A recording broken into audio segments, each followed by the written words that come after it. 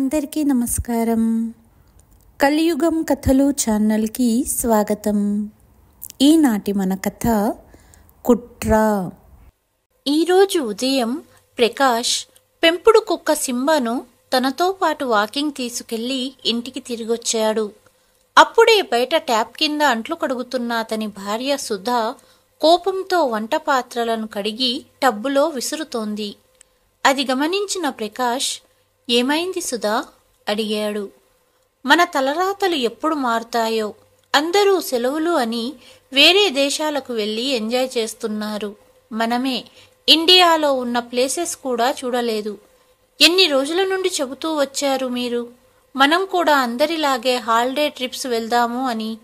మన పిల్లలు బిట్టు పింకీ ఎన్నిసార్లు అడిగారు ఎక్కడికన్నా వెళ్దామని.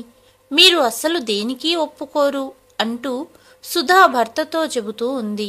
కానీ ప్రకాష్ భార్య మాటలు పట్టించుకోవట్లేదు. పేపర్ చదువుతూ కూర్చున్నాడు. నిన్ననే నా స్నేహితురాలు ఫోన్ చేసింది. వాళ్ళ ఫ్యామిలీ అందరూ ఫ్రాన్స్ చూడడానికి వెళ్లారు. ఈఫిల్ టవర్ పై నుండి ఫ్రాన్స్ నగరాన్ని ఫోటో తీసి పంపింది. ఎంత అందంగా కనిపిస్తుందో. ఫోటోలోనే అంత అందంగా ఉందంటే అక్కడికెళ్ళి చూస్తే ఇంకెంత బాగుంటుందో. తన మొబైల్లోని ఫోటోని చూపిస్తూ సుధా భర్తతో చెప్పింది. సుధా, ఈ హై సొసైటీ వాళ్ళు సరదాలు పూర్తి చేసుకోవడానికి ఎంత డబ్బునైనా ఖర్చు పెడతారు. వాళ్లతో ఎందుకు కంపేర్ చేసుకుంటావు? ఇలాంటి వాళ్లతో అసలు దూరంగా ఉండు. ఫోటోలు చూపెట్టి వేరే వాళ్ళ ఇళ్లల్లో గొడవలు పెడుతుంటారు. కళ్ళు పెద్దవి చేస్తూ అన్నాడు ప్రకాష్. నేనేమన్నా ప్యారిస్ వెళ్దామంటున్నానా? కనీసం ఇండియాలో ఎక్కడికన్నా వెళ్దాము అంటున్నా. నేనింతగా చెబుతున్నా అసలు నా మాటలు పట్టించుకుంటున్నారా మీరు? మీకు ఎప్పుడూ ఆ న్యూస్ పేపర్ చదవటానికే టైం సరిపోతుంది. ఎప్పుడైనా ఆ న్యూస్ పేపర్ నుండి బయటికొస్తే కదా మా గురించి పట్టించుకునేది నిష్ఠూరంగా అన్నది సుధా. సుధా, ఇప్పుడు మధ్యలో నా న్యూస్ పేపర్ ఏం చేసింది? పిల్లలకు ఎండాకాలం సెలవులు ఇవ్వని ఆలోచిద్దాం అన్నాడు ప్రకాష్. రోజులు గడుస్తున్నాయి. ఒకనాడు సాయంత్రం ఆఫీసు నుండి ప్రకాష్ వచ్చినప్పుడు చెమటలు పట్టిన భర్త ముఖాన్ని చూసి సుధా భయపడిపోయింది. ఏమైందండి? ఆరోగ్యం బాలేదా? ఆఫీసులో ఎవరితోనైనా గొడవ అంటూ కంగారుగా ప్రకాష్ని అడిగింది. చెప్పడానికి ఇంకేమీ మిగల్లేదు సుధా, నువ్వే చూడు అంటూ ప్రకాష్ తన జేబు నుండి ఒక కవర్ తీసి సుధా చేతిలో పెట్టాడు. అక్కడే ఉన్న పిల్లలు అలాగే సుధా కవర్ ఓపెన్ చేసి అందులోని లెటర్ చదివారు. తల్లితో సహా పిల్లలు కూడా నోళ్లు తెరిచేశారు.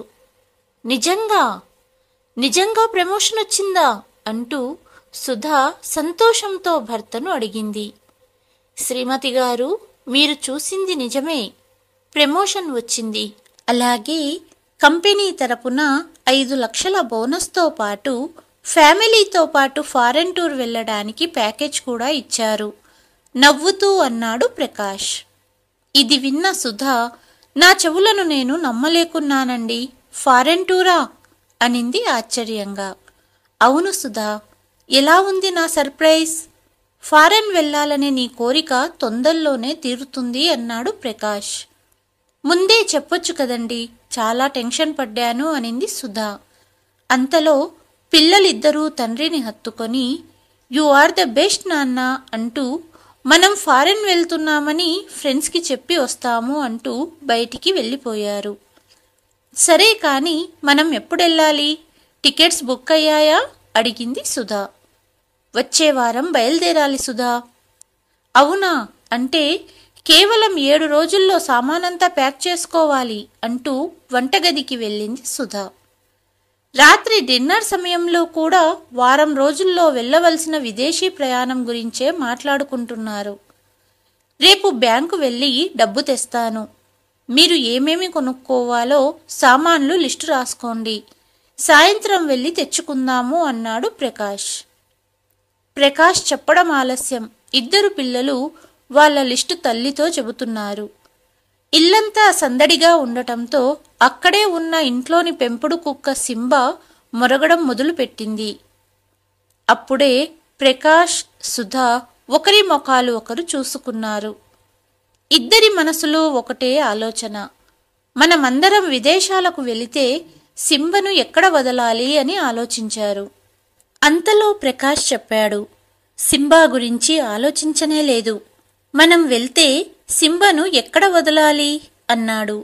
నిజమేనండి, నేను సింబ గురించి ఆలోచించనే లేదు అనింది సుధా. అంతలో పిల్లలిద్దరూ ఇలా అన్నారు, అమ్మా, సింబను అమ్మమ్మ వద్ద వదులుదాము అన్నారు. సుధా ఏదో చెప్పబోయింది కాని అంతలో పిల్లలిద్దరూ అమ్మమ్మకు ఫోన్ చేసి సుధా చేతిలో ఫోన్ పెట్టారు. అమ్మా, ఎలా ఉన్నావు అడిగింది సుధా. నేను బాగున్నానమ్మా సుధా, మీరంతా ఎలా ఉన్నారు అడిగింది సుధా తల్లి. అందరం బాగున్నామమ్మా. మేము విదేశాలకు ట్రిప్ వెళ్తున్నాము, కానీ సింబను ఎక్కడ వదలాలి అనేది అర్థం కావటం లేదు. కొద్ది రోజులు మీ ఇంట్లో వదులుదాం అనుకుంటున్నాము అనింది సుధా. సుధా, నీ వదిన పుట్టింటికెళ్ళింది. ఇంటి పనంతా నేనే చేసుకోవలసి వస్తుంది. ఇక సింబను చూసుకోవటం ఇబ్బందవుతుంది అంటూ, ఆ సుధా, గుర్తొచ్చింది. మా పక్కింటి వాళ్ళు ఎప్పుడు ఊరెళ్ళినా వాళ్ళ కుక్కను డాక్కేర్ సెంటర్లో వదిలి వెళ్తారు. మీరు సింబను అక్కడ వదలండి అనింది సుధా తల్లి. పర్వాలేదులే అమ్మా, మేం కనుక్కుంటాము అంటూ ఫోన్ పెట్టేసింది సుధా. మరుసటి ఉదయం ప్రకాష్ దగ్గర్లోని డాక్కేర్ సెంటర్ వెళ్లి కనుక్కున్నాడు. కాసేపటికి నిరాశతో ఇంటికి వచ్చిన భర్తను చూసి, ఏమైంది, సింబను వదలడానికి ఏదైనా మార్గం దొరికిందా అడిగింది సుధా. లేదు సుధా, డాక్కేర్ సెంటర్లో రోజుకి 2000 రూపాయలు కట్టాలట అన్నాడు ప్రకాష్. వామ్మో, అంత డబ్బా అడిగింది సుధా. అవును సుధా, అదీ కాకుండా ఈ మధ్య దొంగలెక్కువయ్యారు. మనం ఇన్ని రోజులు టూర్ వెళ్తే ఇంటిని చూసుకోవటానికి ఎవరన్నా ఉండాలి, లేకపోతే దొంగలు పడతారు. అందుకే గార్డు కోసం వెతికాను. ఒక్క రోజుకి 1000 రూపాయలు తీసుకుంటాడట అన్నాడు ప్రకాష్. అవునా, ఇలా అయితే చాలా ఖర్చవుతుందే అన్నది సుధా. ఇంటిని సింబను చూసుకోవటానికి ఎవ్వరూ దొరకకపోతే టూర్ క్యాన్సిల్ చేయవలసి వస్తుంది అన్నాడు ప్రకాష్. ఇది విన్న కొడుకు బిట్టు, నాకు తెలుసు నాన్న, ఇలాగే చేస్తారు, మీతో మాట్లాడను అంటూ గదిలోకి వెళ్ళిపోయాడు. మీ అమ్మగారిని పిలవచ్చు కదా అనింది సుధా. ఏం మాట్లాడుతున్నావు నువ్వు? అమ్మ ఒక్కతే వచ్చి ఇక్కడ ఎలా ఉండగలదు అన్నాడు ప్రకాష్. ఒకసారి ఆలోచించండి. మీ అమ్మ ఇక్కడికి వచ్చిందంటే ఇంటిని చూసుకోవటానికి గార్డ్ అవసరం లేదు. అలాగే సింబను డాక్కేర్ సెంటర్లో వదలవలసిన అవసరము ఉండదు అనింది సుధా. కానీ సుధా, అమ్మకు ఉన్న మెల్లకన్ను నీకస్సలు నచ్చదు. అలాగే అమ్మ ఇక్కడ ఉండడం కూడా నీకు నచ్చదు. అందుకే ఇన్నాళ్ల నుండి ఒంటరిగా గ్రామంలో ఉంటున్న అమ్మను ఇంటికి పిలవనివ్వలేదు. కానీ ఇవాళ మనకు అవసరమయ్యిందని అమ్మను పిలవడం ఎంతవరకు న్యాయం అన్నాడు ప్రకాష్. అదంతా నాకు తెలీదు. అయినా ఇంటిని మరియు సింబను చూసుకోవటానికి పిలుస్తున్నామని మీ అమ్మగారితో ఎందుకు చెబుతాము? మీరు మీ అమ్మగారికి ఫోన్ చేయండి, నేను మాట్లాడతాను అంటూ అత్తగారికి ఫోన్ చేసి భర్త చేతిలో ఫోన్ పెట్టింది సుధా. హలో అమ్మా, ఎలా ఉన్నావు? బాగున్నాను ప్రకాష్, ఇప్పుడే నీ గురించే ఆలోచిస్తున్నాను. పిల్లలు ఎలా ఉన్నారు అడిగింది ప్రకాష్ తల్లి జానకీదేవి. అంతగా మేము గుర్తొస్తున్నప్పుడు కొద్ది రోజులు ఇక్కడికి రావచ్చు కదా అన్నాడు ప్రకాష్. లేదు బాబు, నువ్వే కోడలిని పిల్లలని తీసుకొని ఇక్కడికి రా, నేను రాను అనింది తల్లి. అత్తయ్య, గ్రామంలో ఒంటరిగా ఎన్ని రోజులుంటారు? కొద్ది రోజులు ఇక్కడికి రండి, పిల్లలు మిమ్మల్ని చూడాలంటున్నారు అనింది సుధా. వద్దులే సుధా, నేను రాను, మీరే పిల్లల్ని తీసుకొని ఇక్కడికి రండి అనింది జానకీదేవి. పిల్లలకు సెలవులిచ్చారత్తయ్య, వాళ్లే సెలవులు మీతో గడపడానికి మిమ్మల్ని రమ్మంటున్నారు. అందుకే రేపు బయలుదేరి వచ్చేయండి అన్నది సుధా. ఇన్ని సంవత్సరాల తర్వాత కోడలు ఇంత ప్రేమగా పిలవడంతో జానకీదేవి సంతోషపడిపోయింది. ఇక ఆగలేకపోయింది. మరుసటి రోజు కొడుకు కోడలి ఇంటికి వెళ్ళటానికి తయారీ మొదలుపెట్టింది. 3 సంవత్సరాల క్రితం గ్రామంలో గవర్నమెంట్ టీచర్గా పనిచేస్తున్న జానకీదేవి భర్త మరణించారు. బ్రతికి ఉన్నప్పుడు గ్రామమంతా అతనికి చాలా గౌరవమిచ్చింది. భర్త మరణించాక జానకీదేవి ఒంటరిగా సొంత ఇంట్లో ఉండేది. గ్రామంలోని వారంతా జానకీదేవికి సహాయంగా ఉండేవారు. గ్రామంలో ఎవరికైనా ఆపద వచ్చినా జానకీదేవి వెంటనే సహాయం చేసేది. అందుకే గ్రామంలోని అందరూ జానకీదేవికి చాలా గౌరవం ఇచ్చేవారు. భర్త పెన్షన్, నెలవారీ ఖర్చులకు సరిపోయేవి. కొడుకు ఇంటికి వెళ్తున్న సంతోషంలో మనవడు మనవరాలి కోసం తీసుకెళ్లడానికి లడ్డు, బాదుషా వండింది జానకీదేవి. సహాయంగా పక్కింటి ఆవిడను పిలిచింది. మరుసటి రోజు గ్రామంలోని వాళ్ళందరికీ కొడుకు ఇంటికి వెళ్తున్నానని చెప్పి బయలుదేరింది జానకి. దాదాపు 2 గంటల ప్రయాణం చేసి నగరానికి చేరుకుంది. ట్రైన్ దిగగానే తనను తీసుకెళ్లడానికి స్టేషన్కు వచ్చిన కొడుకు కోడలు పిల్లలను చూసి జానకీదేవి చాలా సంతోషపడింది. నానమ్మను చూసి పిల్లలు పరిగెత్తుకుంటూ వెళ్లి నానమ్మను హత్తుకున్నారు. కొడుకు కోడలు తల్లి పాదాలకు నమస్కరించారు. అందరూ కలిసి కారులో ఇంటికి వెళ్లారు. ఇంటి గేటు తెరవగానే ఎదురుగా అపరిచిత వ్యక్తిని చూసి సింబా మొరగడం మొదలుపెట్టింది. కాని జానకీదేవి ప్రేమగా సింబా తల నిమరడంతో సింబా నిశ్శబ్దంగా కూర్చుంది. ఇది చూసి సుధా మనసులో చాలా సంతోషపడింది. ఎందుకంటే వాళ్ళు టూర్ వెళ్ళాక జానకీదేవి సింబను చూసుకోవాలి కదా. అందుకే సుధా అంత సంతోషపడింది. గ్రామంలో సాధారణ జీవితం గడిపిన జానకి ఇప్పుడు కొడుకు ఇంట్లో ఖరీదైన వస్తువులు చూసి ఆశ్చర్యపోయింది. అత్తయ్య గారిని కోడలు చాలా బాగా చూసుకుంది. ప్రకాష్ కూడా తల్లికి కావలసిన సామానంతా కొన్నాడు. 3-4 రోజులు గడిచాయి. ఒకరోజు సుధా జానకీదేవికి ఇంటి పనంతా వివరించింది. సింబకు ఏం వండాలి, ఇంటి సరుకులు ఎక్కడున్నాయి, వగైరా వగైరా. అత్తయ్య, ఉదయం సాయంత్రం సింబను వాకింగ్ తీసుకెళ్లడం మర్చిపోకండి అని చెప్పింది. కోడలు చెప్పేది వింటున్న జానకీదేవి ప్రశ్నార్థకంగా కోడలిని చూస్తూ మౌనంగా వింటుంది. ఎందుకు ఇదంతా చెబుతుందో కోడలి కుట్రను కనుగొనలేకపోయింది. అంతా విన్న తరువాత, సరే సుధా, రేపటి నుండి ఇంటి పనిలో సహాయంగా ఉంటాను, అలాగే పిల్లలకు రుచికరంగా వండి పెడతాను అన్నది జానకీదేవి. మర్చిపోయాను సుధా, నేను వచ్చేటప్పుడు లడ్డు, బాదుషా స్వయంగా వండి తెచ్చాను, ఇప్పుడే తెస్తాను అంటూ డబ్బాలను తీసుకొచ్చి మనవడు మనవరాలికి ఇవ్వటానికి కొడుకు కోడలి గదిలోకి వెళ్ళింది జానకి. అక్కడ ప్యాక్ చేసి ఉన్న బ్యాగులను చూసి, సుధా, ఎక్కడికి వెళ్తున్నారు అడిగింది జానకి. తడబడుతూ సుధా ఇలా చెప్పింది. అత్తయ్య, మీ అబ్బాయికి ఆఫీస్ పని మీద విదేశాలకు వెళ్ళవలసి వచ్చింది. పిల్లలు కూడా సెలవులకు వెళ్లాలని మారం చేశారు. అందుకే అందరం కలిసి వెళ్దామని టికెట్స్ బుక్ చేసుకున్నాము. మేము తిరిగి వచ్చే వరకు ఇంటిని జాగ్రత్తగా చూసుకోండి అన్నది సుధా. కోడలి మాటలు విని జానకి ఆశ్చర్యపోయింది. సడన్గా వెళ్ళవలసి వచ్చిందమ్మా, రేపు ఉదయమే బయలుదేరాలి, నువ్వు ఇంటిని చూసుకో, మేము 10 రోజుల్లో వచ్చేస్తాము అన్నాడు కొడుకు. తర్వాత అందరూ ప్యాకింగ్లో బిజీ అయిపోయారు. మరుసటి ఉదయం జానకీదేవిని సింబతో పాటు ఇంట్లో వదిలి ఎయిర్పోర్ట్ వెళ్ళిపోయారు.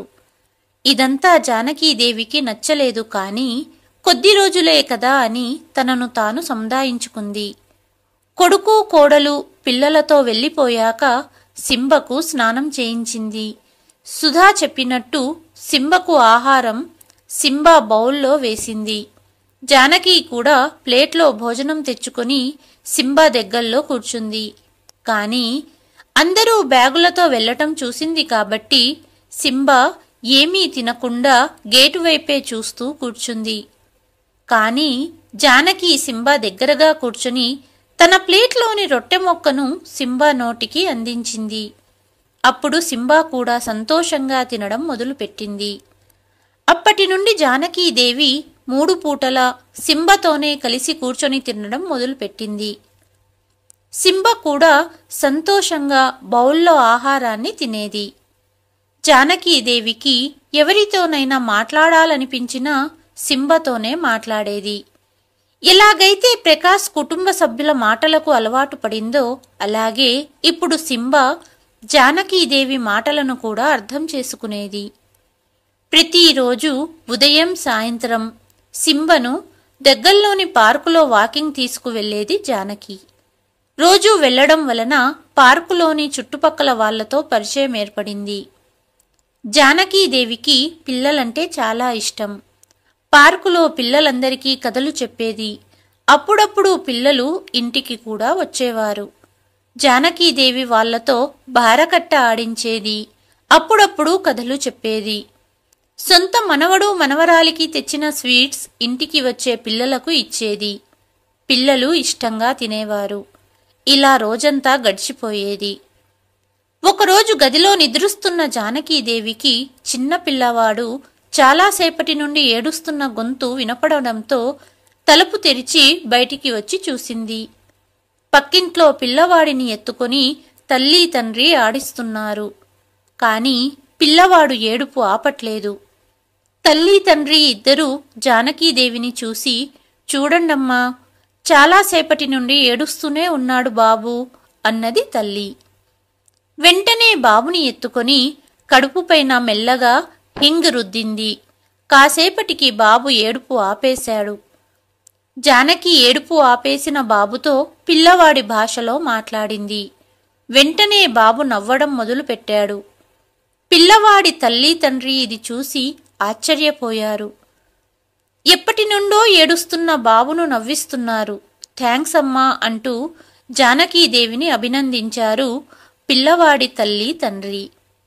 పర్వాలేదు, పిల్లవాడికి కడుపులో గ్యాస్ ఫామ్ అయ్యింది, అందుకే ఏడ్చాడు.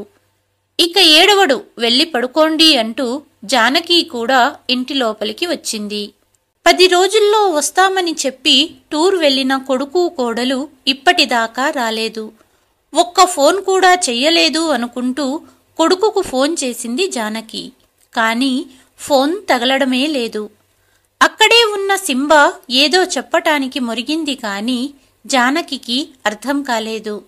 బహుశా ప్రకాష్ సుధా మాటలు విన్న సింబ వాళ్ళు నెల వరకు రారని జానకికి చెప్పాలనుకుందేమో. ఎప్పుడొస్తారో పిల్లలు అనుకుంటూ నిద్రపోయింది జానకి. ఒకరోజు సింబను పార్కు తీసుకెళ్ళింది జానకి. అప్పుడే పార్కుకు వచ్చిన సుధా స్నేహితురాలు మంజు సింబా పక్కన ఉన్న జానకీదేవిని చూసి ప్రశ్నార్థకంగా చూసింది. అంతలో అక్కడే ఉన్న ఇంకొక ఆవిడ మంజుతో జానకీదేవి సుధా అత్తగారని చెప్పింది. అప్పుడు మంజు జానకీదేవితో మాట్లాడ్డానికి వచ్చింది. నమస్తే ఆంటీ, నేను సుధా స్నేహితురాలిని, ఇక్కడే దగ్గరలోనే ఉంటాను అంటూ తనను తాను పరిచయం చేసుకుంది. అవునా అమ్మా అంటూ చిరునవ్వు నవ్వింది జానకీదేవి. మీరు వచ్చి మంచి పని చేశారాంటీ, లేదంటే తిరగడానికి విదేశాలకు వెళ్లాలని ఎప్పటి నుండో ప్లాన్ వేస్తున్న సుధా కోరికగానే మిగిలిపోయేది అనింది మంజు. ఏమంటున్నావమ్మా అడిగింది జానకీదేవి.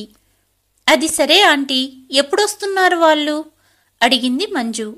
10 రోజుల్లో వస్తామని వెళ్లారు కాని 2 వారాలు గడుస్తున్నా ఇంకా రాలేదు అనింది జానకీదేవి. కాని సుధా కనీసం 1 నెల వరకు అక్కడే ఉంటామని చెప్పిందే అనింది మంజు. పక్కనే ఉన్న సింబ మరుగుతూ ఏదో చెప్పడానికి ప్రయత్నిస్తుంది. అవునా, మరి నాతో 10 రోజుల్లో వచ్చేస్తామన్నారు అనింది జానకి. లేదాంటీ, సుధా నాతో చెప్పింది నిజమే. సరే, మళ్ళీ కలుస్తాను అంటూ వెళ్ళిపోయింది మంజు. జానకీదేవి కూడా ఇంటికి బయలుదేరింది. వీధి చివరన ఇంటి వద్ద జనాల గుంపుని చూసి అక్కడికి వెళ్ళింది జానకి. కారణమడగగా హరికృష్ణ కుటుంబంలో దొంగతనం జరిగిందని, వచ్చే వారంలో హరికృష్ణ గారి అమ్మాయి పెళ్లి ఉందని, పెళ్లి కూతురి బంగారు గాజులు, కొంత నగదు దొంగతనం జరిగాయని తెలిసింది. ఇది విని జానకీదేవి చాలా బాధపడింది. చూస్తుంటే పేదింటి వాళ్లలా ఉన్నారు, పాపం అనుకుంటూ జానకీదేవి ఇంటికి వెళ్ళిపోయింది. అప్పుడే ఫోన్ రింగ్ అయ్యింది. జానకి ఫోన్ లిఫ్ట్ చేయగానే, అమ్మా ఎలా ఉన్నావు? అక్కడంతా బాగుందా? సింబా వేలకు తింటున్నాడా? అడిగాడు ప్రకాష్. అవును బాబు, ఇక్కడంతా బాగుంది. సింబా వేలకు తింటుంది, కాని ఇన్ని రోజులైనా మీరు ఇంటికి రాలేదెందుకు? అడిగింది తల్లి. అవునమ్మా, ఆఫీస్ పని ఇంకా పూర్తవ్వలేదు, తొందరలోనే వస్తాము అంటూ ఫోన్ పెట్టేశాడు ప్రకాష్. ప్రకాష్ వెనకాలే ఉన్న సుధా, చూశారా, మీ అమ్మను పిలవమని నేను చెప్పిన ప్లాన్ పనికొచ్చింది. ఇప్పుడు ఎన్ని రోజులైనా టెన్షన్ లేకుండా మనం తిరగొచ్చు అనింది సుధా. నిజమే సుధా, మంచి ప్లాన్ చెప్పావు. ఇంటి కోసం గార్డు ఖర్చు తగ్గింది, సింబను డాగ్ కేర్ సెంటర్లో వదలడానికి అయ్యే ఖర్చు తగ్గింది అన్నాడు ప్రకాష్. ఇంకొక మాట చెబుతాను వినండి. ఇంటికెళ్ళాక మీ నాన్నగారి ఇన్సూరెన్స్ డబ్బులు అడిగి తీసుకోండి. ఆ తరువాత ఆవిడను పంపించేయండి. అయినా మీ అమ్మకు ప్రతి నెలా వచ్చే పెన్షన్ డబ్బులు సరిపోతాయి. ఇంకా ఇన్సూరెన్స్ డబ్బులు ఏం చేసుకుంటుంది అనింది సుధా. నిజమే సుధా, ఊరెళ్ళాక నేను అమ్మను డబ్బు అడగాలనుకున్నాను అన్నాడు ప్రకాష్. కానీ మీ అమ్మ డబ్బు ఇస్తుందంటారా అడిగింది సుధా. ఎందుకివ్వదు? జీతం సరిపోవట్లేదని చెబుతాను. నా ప్రమోషన్ గురించి అమ్మకు చెప్పలేదు కదా, కేవలం ఆఫీస్ పని మీద మనం ఇక్కడికి వచ్చామని చెప్పాము. అసలు విషయం ఏంటంటే, తల్లితో ఫోన్లో మాట్లాడిన ప్రకాష్ ఫోన్ కట్ చేశాడు అనుకున్నాడు, కానీ ఫోన్ ఇప్పటికీ ఆన్లోనే ఉంది. ప్రకాష్, సుధా మాట్లాడిన మాటలన్నీ జానకి వినింది. కొడుకు కోడలి ప్లాన్ విని జానకి కాళ్ల కింద భూమి కదిలిపోయింది. అక్కడే ఉన్న కుర్చీలో కూర్చుండిపోయింది. ఎంత కుట్ర చేశారు ఇద్దరూ కలిసి! కొడుకు ఇంత దిగజారిపోయాడా అనుకుంటూ కళ్ళ నుండి నీరు కారుతున్నాయి జానకీదేవికు. కాసేపటికి తేరుకొని, ఈ కలియుగంలో కొడుకు స్వార్థం ముందు తల్లి ప్రేమ కనపడడం లేదు అనుకుంది. అంతలో బయట అంబులెన్స్ శబ్దం రావటంతో కళ్ళు తుడుచుకుంటూ బయటకు వెళ్ళింది జానకి. పక్కింటి వాళ్లను అడగగా తెలిసింది ఏంటంటే, పెళ్లి ఖర్చుల కోసం దాచుకున్న డబ్బు దొంగతనం జరిగిందని హరికృష్ణ సూసైడ్ చేసుకోవాలనుకున్నారు. ఇది విని జానకి షాక్ అయ్యింది. మరుసటి 2 రోజులకు హరికృష్ణ హాస్పిటల్ నుండి డిశ్చార్జ్ అయ్యారు. జానకి అతన్ని కలవడానికి వెళ్ళింది. హరికృష్ణ గారు, ఇంత చిన్న విషయానికి మీరు సూసైడ్ చేసుకోవాలనుకున్నారా? దాని వలన మీ సమస్య తీరుతుందా అడిగింది జానకి. కూతురు పెళ్లి ఆగిపోతుందమ్మా, ఎక్కడి నుండి డబ్బు తీసుకురావాలి? అప్పు చేసి బంగారు కొన్నాను, డబ్బు కూడా దొంగలించారు అని చెబుతూ హరికృష్ణ వెక్కి వెక్కి ఏడ్చాడు. కాసేపటికి జానకీదేవి ఇంటికి వచ్చేసింది. ఆ రోజు జానకీదేవికి రాత్రి నిద్ర పట్టలేదు.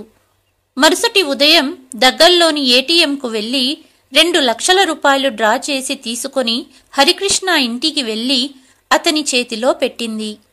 జానకమ్మ, ఇదంతా ఎందుకు అన్నారు హరికృష్ణ. వీటితో మీ అమ్మాయి పెళ్లి జరుగుతుంది కదా అడిగింది జానకి. ఈ రుణం నేనెలా తీర్చుకోవాలి అడిగారు హరికృష్ణ. తను నీకొక్కటే కాదు, మాక్కూడా కూతురు లాంటిదే అనింది జానకి. జానకిని చూసి అక్కడి వాళ్లంతా చెయ్యగలిగిన సహాయం చేశారు హరికృష్ణకు. పెళ్లి గ్రాండ్గా జరిగింది. పెళ్లి అయిపోగానే జానకి ఇంటికి తిరిగి వచ్చింది. అప్పుడే సుధా ఫోన్ చేసింది. అత్తయ్య, మేము రేపు మధ్యాహ్నానికి ఇంటికి చేరుకుంటాము, భోజనాలు తయారు చేసి పెట్టండి, అలాగే ఇల్లంతా సర్ది పెట్టండి అనింది. సరే సుధా అంటూ ఫోన్ పెట్టేసింది జానకి. మరుసటి ఉదయం భర్త వర్ధంతి కారణంగా జానకి తొందరగా నిద్రలేచింది. భర్త వర్ధంతి కారణంగా గుడి వద్ద పేద ప్రజలకు భోజనం ప్యాకెట్లు పంచడానికి కావలసిన సామానంతా సర్దుకుంది. సింబను ఇంట్లో వదిలి గుడికి వెళ్ళింది జానకి. గుడి వద్ద పేదవాళ్లకు భోజన ప్యాకెట్లు ఇవ్వడం ప్రారంభించింది. అంతలో చీర కొంగుతో ముఖాన్ని కప్పుకున్న వృద్ధురాలి దగ్గరగా వెళ్లి ప్యాకెట్ ఇవ్వబోయింది. అప్పుడే ప్యాకెట్ తీసుకోవడానికి చెయ్యి చాచిన వృద్ధురాలి చేతిపై సంతోషి అని రాసి ఉండడం గమనించింది జానకి. మీరు నా స్నేహితురాలు సంతోషి కదా? అడిగింది. సంతోషి జానకిని చూసి బోరున విలపించింది. ఏమైంది సంతోషి, నువ్వు ఇక్కడా? అడిగింది జానకి. ఏం చెయ్యమంటావు జానకి? వృద్ధాప్యంలో తోడు ఉంటారనుకున్న కొడుకులు ఇంటి నుండి గెంటేశారు. దేవుడే దిక్కు అనుకుని ఇక్కడ ఉంటున్నాను. ఏదన్నా వృద్ధాశ్రమానికి వెళ్ళాలనుకుంటున్నాను అనింది సంతోషి. వృద్ధాశ్రమానికి ఎందుకు? మా ఇంటికి వెళ్దాం పదా అని తనతో పాటు ఇంటికి తీసుకొచ్చింది జానకి. ఫ్రెష్ అయ్యిరా అంటూ తన గది చూపెట్టింది. సంతోషి ఫ్రెష్ అయ్యి వచ్చాక ఇద్దరు స్నేహితులు మాట్లాడుకుంటూ టిఫిన్ తింటుండగా అంతలో డోర్ బెల్లు మోగింది. జానకి వెళ్ళి తలుపు తెరిచింది. ఎదురుగా ప్రకాష్, సుధా పిల్లలతో కలిసి వచ్చారు. ఇంటి లోపలికి రాగానే లోపల ఉన్న సంతోషిని చూసి ప్రశ్నార్థకంగా చూసింది సుధా. సుధా, తను నా స్నేహితురాలు, చాలా బాధలో ఉంది, అందుకే అని జానకి చెబుతుండగా, నిజమే మరి, మేము ధర్మశాల తెరిచాము కదా, ఎప్పటి నుండి జరుగుతుంది ఈ సమాజ సేవ? అడిగింది సుధా. ఏం మాట్లాడుతున్నావు సుధా? అడిగింది జానకి. నిజమే కదమ్మా సుధా చెప్పింది. మమ్మల్ని అడగకుండా నీ ఇష్టం వచ్చినట్టు ఎవరిని అంటే వాళ్లను తెచ్చి ఇంట్లో ఎందుకు పెట్టావు? అన్నాడు ప్రకాష్. కొడుకు చెప్పిన సమాధానంతో షాక్ అయ్యింది జానకి. నిజమే, ఈ ఇల్లు మీదే. ఈ ఇంట్లో ఎటువంటి నిర్ణయం తీసుకునే హక్కు నాకు లేదు.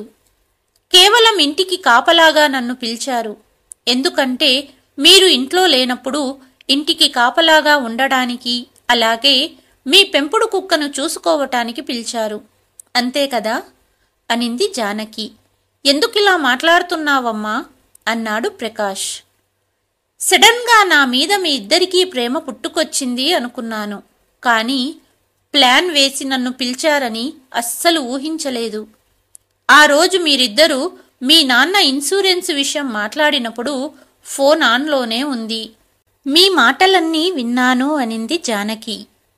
నాకెందుకు బాధగా ఉందంటే ప్రకాష్, ఇప్పటిదాకా నువ్వు నా ప్రేమను అర్థం చేసుకోలేకపోయావు. సుధా, నువ్వొక తల్లివే కదా, నీపై నీ కడుపున పుట్టిన పిల్లలు ఇలా కుట్ర చేస్తే ఎలా ఉంటుంది? అసలు విషయం చెప్పి నన్ను పిలుస్తే నేను సహాయానికి రానా? ఎందుకు ఎమోషన్స్తో ఆడుకున్నారు?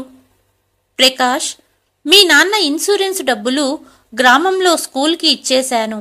వాటి కోసం నాపై ఇంకొక కుట్ర చేయడానికి ప్రయత్నించకు. తల్లికి నిజం తెలిసిపోయిందని ప్రకాష్, సుధా ఒకరి ముఖాలు ఒకరు చూసుకున్నారు. ఇద్దరూ వారు చేసిన పని పట్ల సిగ్గుపడ్డారు. మీకంటే సింబా మేలు. నేను తినకపోతే అది తినేది కాదు. మీరు నాతో అబద్ధం చెప్పారని తెలిసిన సింబా ఏదో చెప్పాలని చాలాసార్లు ప్రయత్నించింది. నేనే అర్థం చేసుకోలేకపోయాను.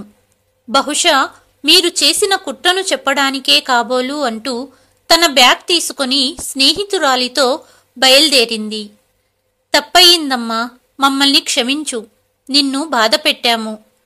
ఇక్కడే ఉండిపో అంటూ తల్లి కాళ్లపై పడ్డారు ప్రకాష్, సుధా.